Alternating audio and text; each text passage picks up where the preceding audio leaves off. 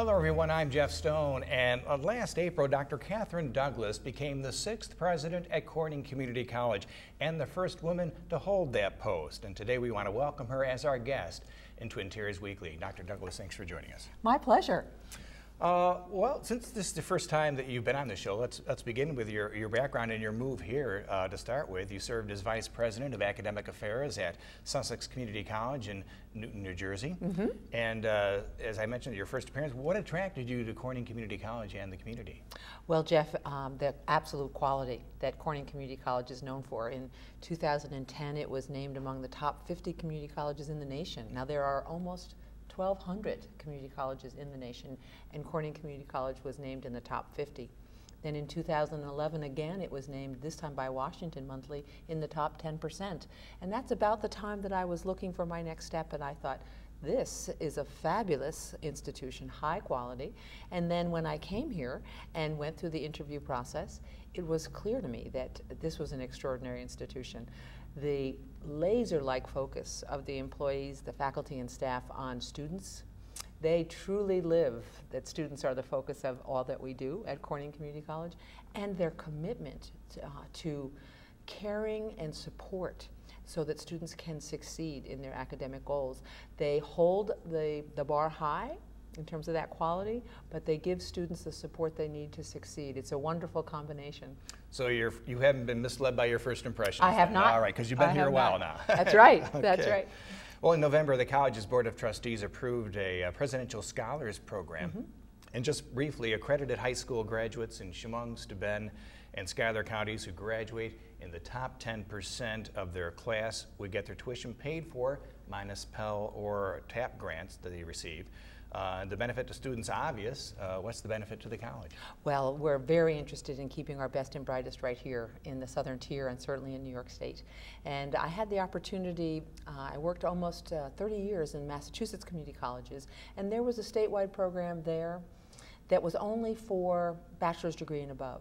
And then when I went to New Jersey at Sussex, there was a STARS program, again supported by the state. But it was the top 20%, and they had some difficulties in the financing of that in the long run.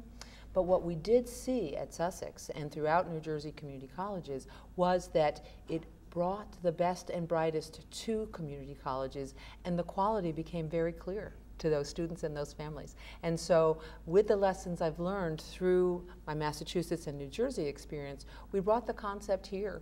And both our Development Foundation, which will do all of the fundraising, all of the support for this will be private philanthropic contributions. And so they embraced it, as did our Regional Board of Trustees, and we are delighted to be working with our superintendents and our high school guidance counselors to welcome these students to Corning Community College. Interesting. When do you hope to begin the program? What semester would be the kickoff? The fall semester, fall of 2013. So right now we have lots of interest from high school guidance counselors, parents, and students contacting our offices to make sure, am I eligible? And most of the time the good news is yes, indeed they are. When is it, what time of year is it students make their decisions on where they're going? Well, generally, there's a May 1st. For students that are going on to colleges that have a closed admission policy where you have to apply, as opposed to Corning Community College where you have to apply, but it's an open admissions because of our open access mission. But it's usually May 1st, so we've put a March deadline so that students can know whether or not this is the right fit for them. And already, as I mentioned, Jeff, that we're hearing from a good number of students who are very excited about the possibility. I can imagine. Now in the spring, Corning Community College will for the first time offer courses at 2 locations in Bath, the Bath VA Medical Center and Haverling High School. Mm-hmm. What's the reason behind this expansion? Well, you know, we reached out to the Bath VA because as we saw an increasing number of our servicemen and women returning to civilian life, it was clear to us the role of education in helping them make that transition. And so we reached out to the VA Medical Center, and they could not have been more supportive. They've welcomed us to their campus, and as you mentioned, this will be the first time that we offer courses on the VA campus. We've been at Haverling High School for years and will continue those, but it is the servicemen and women that we want to support in their transition back to civilian life in the increasing numbers now that we are leaving Iraq and Afghanistan. Now, also, well, we had the expansion at the Elmira campus. Yes. It's been a few years now, It and has. I know it's been quite popular there. First of all, I haven't checked in a couple of years. Is it still popular? Are they still pretty close to capacity? In terms Oh, of absolutely. I would say that the population at our Elmira Academic and Workforce Development Center is exceeding expectations across the board, and we're delighted with that. And I know that both our credit programs and our non-credit workforce development programs are both highly successful there, but it really is that combination of having the community college housed in the same building with all of those various partners, the Department of Labor, Social Services, all right there, that really help students know that Corning Community College is an option that can help them succeed. It's been a great partnership. Is there any possibility that you'll be expanding in Elmira? Well, certainly we're looking at that. The trustees and senior staff will be meeting with our strategic planning committee as we go into a new 5-year facilities master plan. And so it is through that process that we'll identify what the next steps are for the Academic and Workforce Development Center here. But one of the things that I've seen in my work with students at Elmira Center is that transportation can be a challenge for them as they work to complete their degree requirements and need to get to our Spencer Hill campus. So right now we're focusing on addressing some of those transportation issues as we go through our facilities master planning. I was going to ask you, Spencer Hill campus, of course, a much larger facility, so I assume there's a larger variety of course offerings on Spencer Hill than there would be at the Elmira campus. That's definitely true. But the biggest challenge for many students in terms of completing a degree through our Elmira Center is that there are some courses that we just can't offer there. The prime example would be our science courses, because we don't have science lab facilities at this center. So they need to get themselves to Spencer Hill, and we're working with them to think through what kinds of transportation options we can generate. We've had a snowy winter for getting up Spencer Hill. Is yes, we okay? have. Yes, are they solving it plenty well? They are. All right. They are. All right, we have to take one break here. We'll be right back. Hello, everyone, and welcome back to Twin Tiers Weekly. My guest, once again, Dr. Katherine Douglas, president of Corning Community College. And back on June 30th, ground was broken for the first residential hall at Corning Community College. It's up at the Spencer Hill campus. And does it look like it'll be ready in time to open in late August in the fall semester? We're very excited to say that, yes, we are on target to welcome our first group of residential students to Spencer Hill campus for the fall 2013 semester, which will start in late August. And how many students will be housed there? 322. And are you finding enough interest to fill it? Oh, undoubtedly, undoubtedly. It is really that interest that drove this initiative. We, for years, have been hearing from our students, from our high school guidance counselors, from their parents, that they would like the option of a residential experience at Corning Community College. In fact, 20 of the 30 SUNY community colleges already have dorms or are in the process of building them. And so we looked at, is this right for Corning Community College? And we did our homework, and indeed there is a strong demand for this. You know, I'm new to upstate New York, Jeff. And when I first came, I went to visit faculty who were on a retreat center up near Lake Canandaigua, and I was returning. And I put my little GPS, because I really didn't know where I was going yet. And I'm crossing into Steuben County, and it says, you are an hour and 15 minutes from your destination, which was Spencer Hill. And I thought, my gracious, can you imagine driving these roads in the winter over an hour one way? And so I began to get a clearer picture of the challenges of living in upstate New York and traveling roads safely in winter. And parents would contact me and say, you know, I really would be much happier if my student could be on the Hill rather than driving that commute. So we did our homework, saw that there was a real need, and we're opening with 322 beds in the fall. That's a good point. I know highway superintendents in Steuben County refer to it as the state of Steuben because of the geographic size. That's true. It's, I don't know, maybe larger than Rhode Island for all I know. That's what I understand. Yes. Now, then this was something, as you mentioned, that was discussed quite a bit in advance. Absolutely. And I know there's even some consideration of having it in downtown Corning. What were the advantages of having it right at Spencer Hill? Well, what we've learned, as I said, there are many community colleges here in New York that have done this, and so we went and benchmarked with them. What was your experience? Some of them had done off campus with private management companies, others had done on campus with their own management, and it was clear that the best way to go was to have it on campus and to be part of the campus life. So that's what we've done, and by all accounts, we've made good decisions. We've brought in a number of colleague community college professionals from around New York to give us some advice on, should we do card entry, should we do key entry, should we do, laundry facility, what is the best way? And that experience is really helping us. We're feeling very confident that we're moving forward with the right decision for Corning Community College students. And what have you found from checking with these other community colleges? Have the students in the residential halls performed as well academically, better, worse than those on average? Well, actually, they perform well, particularly in terms of retention. One of the challenges for all community colleges, Corning included, is to hold on to students through their semesters so that they complete. We find that students who are in residence, when they have that rocky time, whether it be on the personal side of their life or their academic side, when they hit that rocky period, if they're in residence, they're more likely to get the support systems to stay in school. So it really is a strong indicator that we'll be able to retain more students. The other thing that we're doing at Corning Community College that will be the first among the New York community colleges is that we're setting a grade point average for entrance into the facilities. So students will have to have a 2.75 grade point average in order to apply to live in the dorms, because we really want to build a learning community. We want students to really say, this is about college. This is not about partying. This is about going to college. And so we're going to set that minimum GPA, and all of our community college siblings are looking at that to see how that'll work. That's excellent. And is it a matter of they have their own kitchen facilities? Is there a meal plan, or how's the food work? Each floor will have kitchens, but the individual suites will not. What, again, we've learned from our colleague community colleges is the students are very excited that first week. Oh, yes, let's make spaghetti. And then they realize, oh, I have to buy the food, I have to cook the food, I have to clean up after the food. This isn't so much fun. And so what colleges that have had the individual kitchens are finding is they're pulling them out. So what we've done is put a kitchen on each floor, so students can, if they want to, cook, but we also have a meal plan. So students can have breakfast, lunch, and dinner, in our case, in the building right next door. I see, it's provided for them. Yeah. What's been the recent history as far as tuition levels at the college?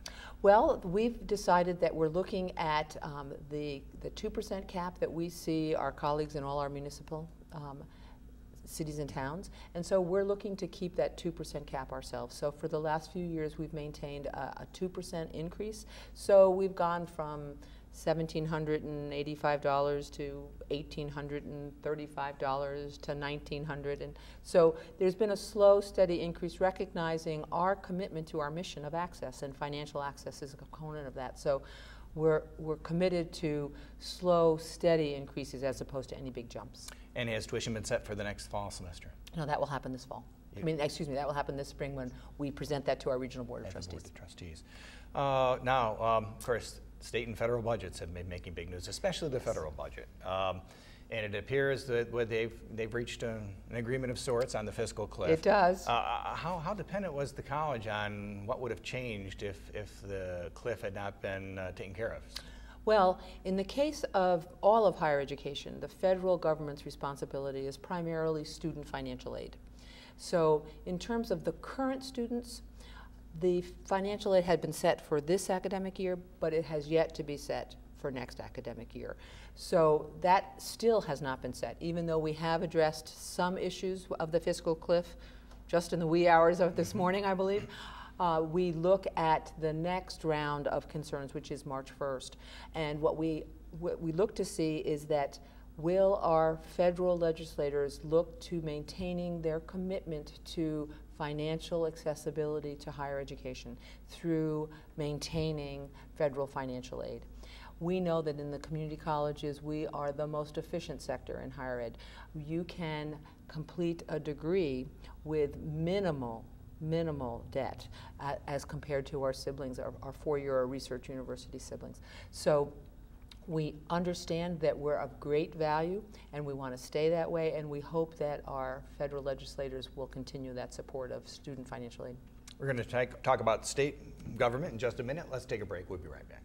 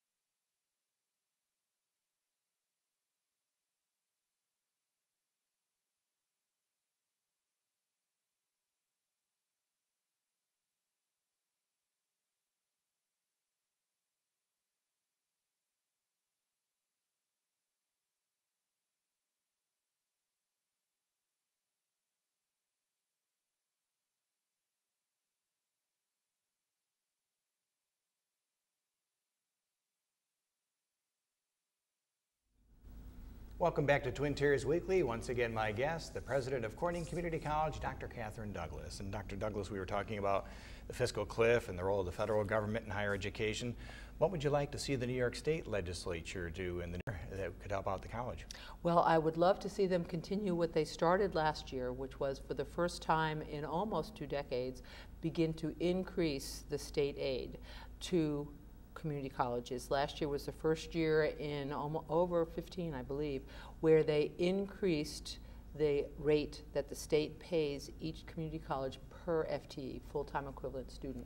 What we'd like to see them do is continue that. We presented a 5-year, what we call rational state aid plan to our state legislatures. They agreed with that last year and increased our state aid. We'd like to see them increase that for the next 4 years, because that would get them to the legislative understanding, which was 1/3 state, 1/3 county, 1/3 student.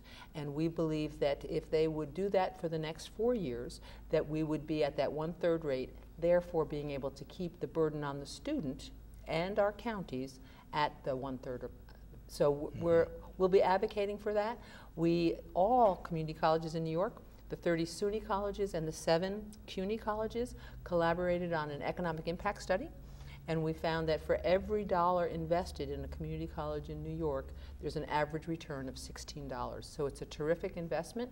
We'd like to work with our state legislators to make sure they understand the details of that and to see if they can't continue with that.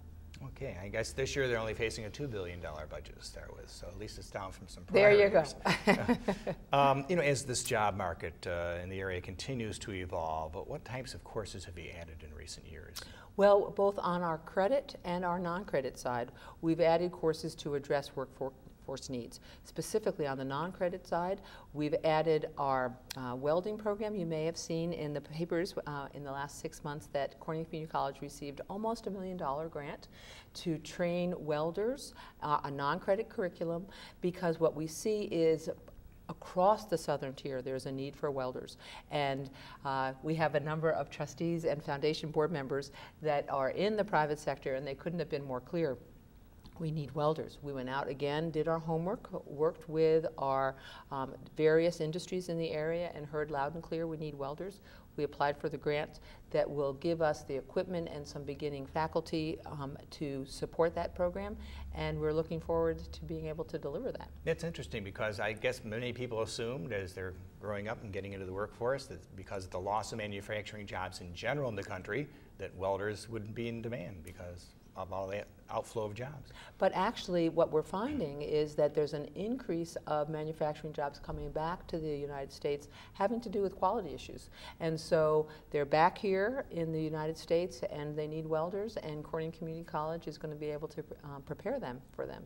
On the credit side, we have a new associate degree program called Energy Process Technology, and that's an associate degree program directly to the workforce, and it's not geared at any one particular type of energy.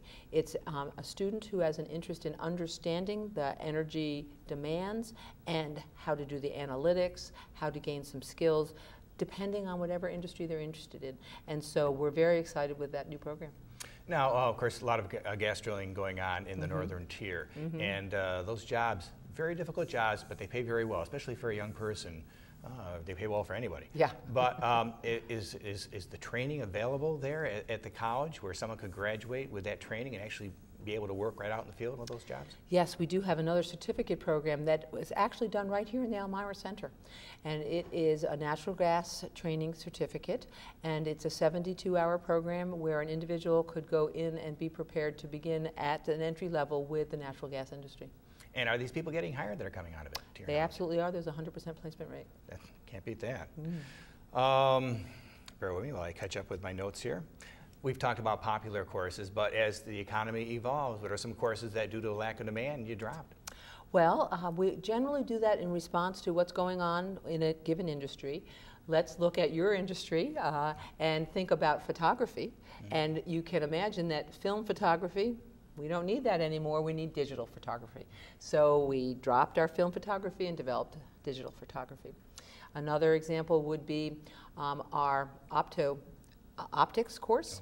In the 90s, it was a very popular course, but as that end of Corning Incorporated was sold, the interest in it declined, so we no longer have that course. It certainly makes sense. We talked about one big project, of course, the new dormitory. Any other capital projects that Corning Community College could see over the next 3, 4, 5 years? Well, I mentioned earlier we are going to do our facilities master plan, but one thing that we're very excited about is that in our master plan, our facilities master plan that is coming to a close this year, 2012, we had a project of our library. Libraries in the 1960s, when the Spencer Hill campus was built, had one type of environment. Libraries in the 21st century are very different on a college campus now. We need a lot more internet capability, and we also know that the way adults learn is much more social. So instead of individual carrels where we all silently studied, we need small group study rooms where 6 or 8 of us can get together, work on a project together, and be soundproofed so that we're not disturbing those who are studying quietly. And so we need to upgrade our lovely, truly lovely Arthur J. Holton Jr. Library from a fabulous 1960s library to a 21st century learning commons. And so we've identified the details of that project, and we'll be looking at the funding for that this year, and we hope to have a shovel in the ground. That's right. With the growth of the internet and everything, I imagine the learning environment in libraries changes drastically from year to year. Absolutely. Interesting. Students collected at Corning Community College collected donations in November for Hurricane Sandy victims. And from your time here so far, what's been your impression of student involvement in community service and involvement in other community-related activities? Well, certainly students are very committed. One example is we have an annual day in the spring that we call From the Community for the Community, where last April, hundreds of students, faculty, and staff contributed a day of service to a couple of dozen different organizations throughout the Southern Tier. So that's a prime example of how we have a service ethic at Corning Community College. But we would like to see it expanded. And so one of the things we think about is after we have an understanding of our new Presidential Scholars Program and how that works, we're looking at the next generation of scholarships to be something potentially along the service line. And of course, with the residential hall, you have more of a bonding of students. They are coming from all sorts of places together. Absolutely. So that would tie into that as well, I would imagine. It certainly would. How many students at Corning Community College? Just over 5,000. 5,000. How has that grown over the years? Well, it's interesting that in the fall of 2009, we saw an historic 50-year high. And how community colleges work with enrollment is, as an economy goes down, oftentimes our enrollment goes up because students come back to school in order to train and retool during an economic downturn. So with the downturn in 2008, 2009 was an historic high. So we've seen a general stabilization over the last 3 years into our 10-year average, which was somewhere between 5,000 and 5,200 students. So that's about where we're at. And what time of your full-time equivalent student base would be made up of students coming right out of high school? Well, that's been a number that's been increasing, Jeff, which is part of the reason why the residence hall was an important decision, because we see an increasing number of students coming to us directly out of high school, and they want, in many ways, a complete, if you will, college experience to include a residential option. For some students, that's the right option. And as the numbers, I think at this point we're at almost 2/3 of our incoming full-time, first-time students are directly out of high school. Oh, okay. Well, Dr. Douglas, I'm afraid we've run out of time. Thanks for joining us today. Absolutely, my pleasure, Jeff. And thank you for joining us this week on Twin Tiers Weekly.